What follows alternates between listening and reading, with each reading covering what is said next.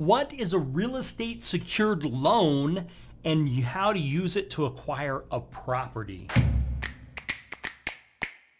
Let's just talk about secured loans, not just the real estate portion of that. Secured basically means there's something that the loan is attached to. So a secured loan could be a loan against a car, could be a loan against a piece of property, could be a loan against some type of a tangible asset is basically what's called a secured loan. The opposite of that is an unsecured loan, which is going to be like a credit card where you're signing, you can charge stuff and you're responsible to pay, but if you don't pay, they can't come take your car or take your house. And so that's what a securitized loan is. A secured loan against real estate is a loan that's secured against the real estate, which basically means if you don't pay that loan, whoever gave you the loan can come take the real estate through a process of foreclosure. That's kind of what this looks like. Now, how this can help you in acquiring properties, lenders like to lend against real estate. Real estate's really attractive. And so most banks are excited about lending on real estate. However, they're not excited about lending on properties that are in need of work. And so there's these people called hard money lenders. Hard money lenders are really excited about lending on properties in need of work, but what they're lending on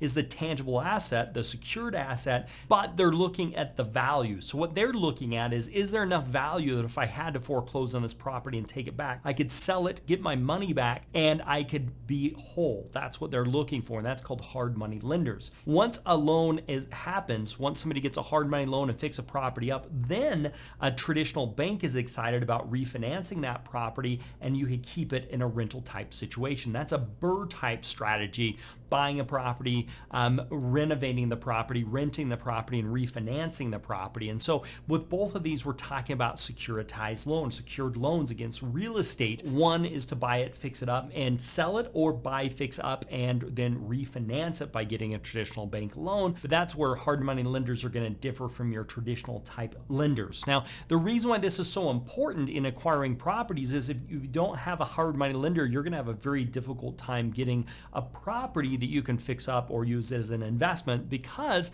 most of the properties you can get a decent deal on are going to have some type of a wart, some type of a problem, some type of a zit, a pimple, whatever you want to call it, and you're going to want to go fix those things. And if you can fix those things, then you're going to be doing what's called value add. You're adding value to the property. Now, it may also mean you want to finish a basement and the basement's unfinished. It may be that you're going to put a new kitchen. Whatever the case is, those are not properties that traditional lenders are excited to lend on, but they are things hard money lenders really want to do and want to be doing. So getting a good hard money lender is going to be a big help for you in your acquiring of real estate investment properties. And all of your hard money lenders are going to want to secure against the property for the reasons like we've kind of talked about. Keep in mind, there is really good money to be had in doing fix and flips if you do it the right way and you find the right properties. So as you start getting into real estate secured loans to start investing, you want to know all about some of the rates and origination fees and what the costs look like.